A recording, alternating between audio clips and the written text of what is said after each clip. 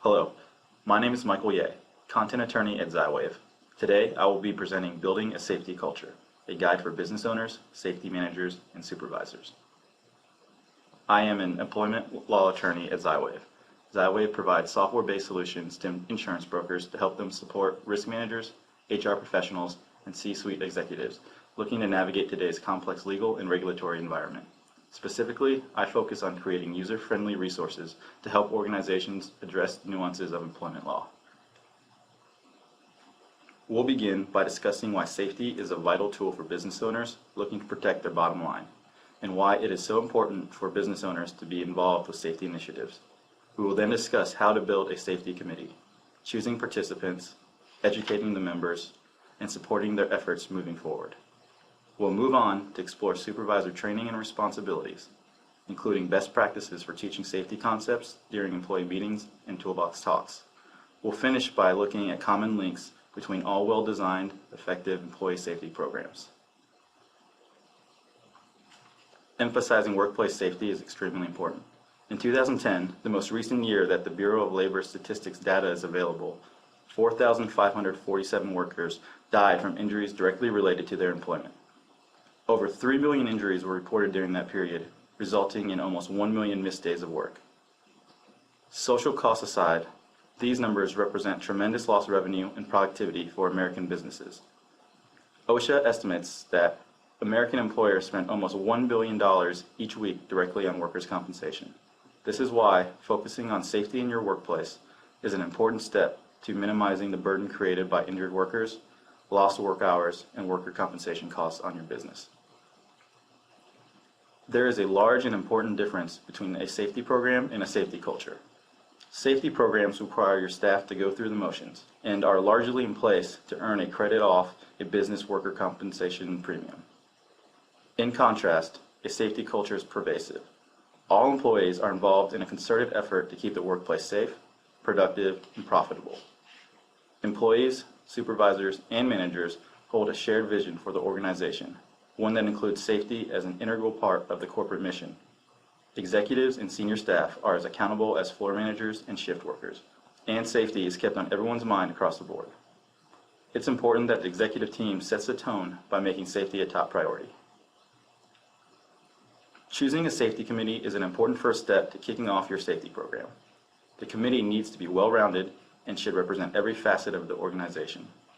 Ideally, your safety committee will be between 6 and 8 members in size and include at least one senior manager. There should also be representatives from the floor staff and those involved in day-to-day safety management operations, such as the safety coordinator or HR personnel. If your staff is unionized, the union may have certain stipulations with regard to representation on the safety committee. The safety committee should begin by establishing a set of shared goals, metrics that the organization should aim to achieve under the committee's guidance. These goals should be written down, along with a plan for how to achieve these objectives. The frequency of safety committee meetings is dependent on the needs of your organization. In my experience, monthly meetings have been sufficient to meet the needs of most organizations.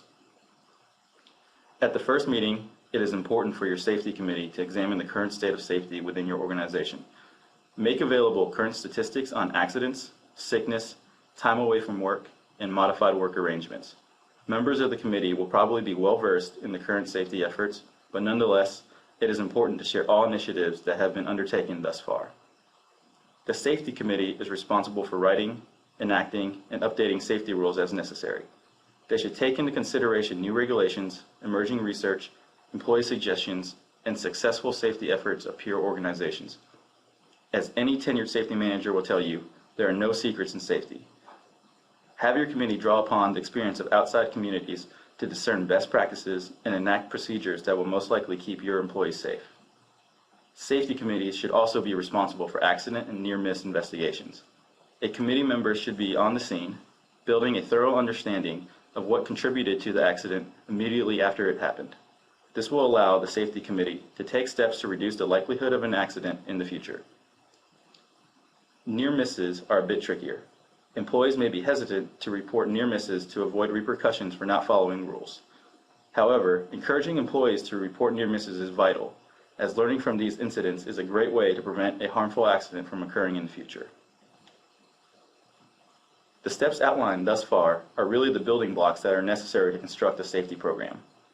To take your efforts further by ingraining safety as an important element of your organization's culture, you must rely on your safety committee to bring your message to a wider audience. Promotional activities, contests, award programs, and safety awareness days are popular ways to keep your safety campaign always present. Your goal is to have a safety program that begins at the ground level and is supported by all employees, regardless of role, responsibilities, or pay. Safety incentive programs are an especially important tool, as those that use a well-designed safety incentive program have seen tremendous success at building a safety culture in their organization. First and most importantly, great safety incentive programs focus on recognition, not reward.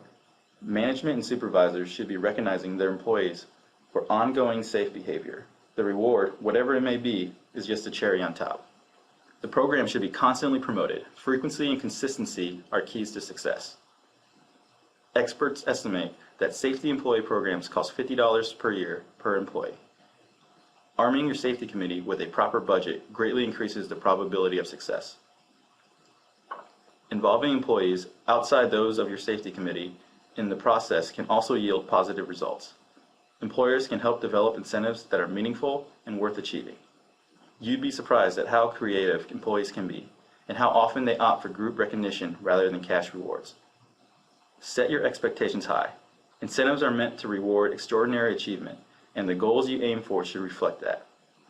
It's also important that rewards go to everyone. Individual rewards or recognition rarely encourage global participation in the program or widespread changes in behavior. There are a number of common pitfalls organizations find when developing their safety incentive program. The biggest mistake you can make is to focus on the reward. Safety incentive programs are meant to change behavior and promote achievement. Being rewarded is simply a bonus. To this end, many safety coordinators choose injury reports as a metric of success. Remember, injury reports are a lagging indicator, as they often reflect accidents that may be months or even years old. Using complicated metrics may also make your program hard to understand. Goals that are straightforward are far easier to achieve and work towards. Safety programs, and especially the incentive component, require constant attention. Keep safety at the top of everyone's minds by reminding employees what is at stake. Lastly, pitting employee groups against each other rarely yields intended results. Safety should never be a competition, but rather a team effort aimed at keeping all employees healthy and safe. Your best resource for employee communication, ongoing enforcement, and dissemination of safety concepts is the supervisory staff. Generally, supervisors have a heavy workload, and most do not have specialized training to teach safety concepts in addition to their other duties. Helping supervisors fine-tune their presentation skills is important. Make sure supervisors know meetings should be targeted, on message, and concise. Generally, a curriculum and talking points provided by the safety committee are best. In addition to presentation skills, supervisors should learn to lead by example. If supervisors value safety, their employees will take notice. That leadership should extend to their discipline style as well. Supervisors should understand the difference between situations that warrant punishment versus those that require instruction. In any case, an accident should be a learning experience. Outside of safety meetings and organized company-wide efforts, employee communications are a great way to keep safety concepts at the top of everyone's minds. Tried and true methods like handouts and posters can share practical safety advice. With younger employees, many workplaces are finding success leveraging social networks like Twitter and Facebook to disseminate safety concepts. These venues, coupled with emails and even text messages, are a great way to reach younger employees. To review, safety programs can be a great way to manage worker compensation costs, as well as keep your employees happy and productive. Successful safety programs, however, require buy-in from all levels of the organization, including senior managers. Build and support a safety committee that adequately represents the composition of your organization, and trust them to promote safety throughout your workforce. Use safety incentives to recognize safe behavior, and reward the whole staff as compared to a select few. Additionally, give the supervisors the training and tools to effectively promote safety concepts.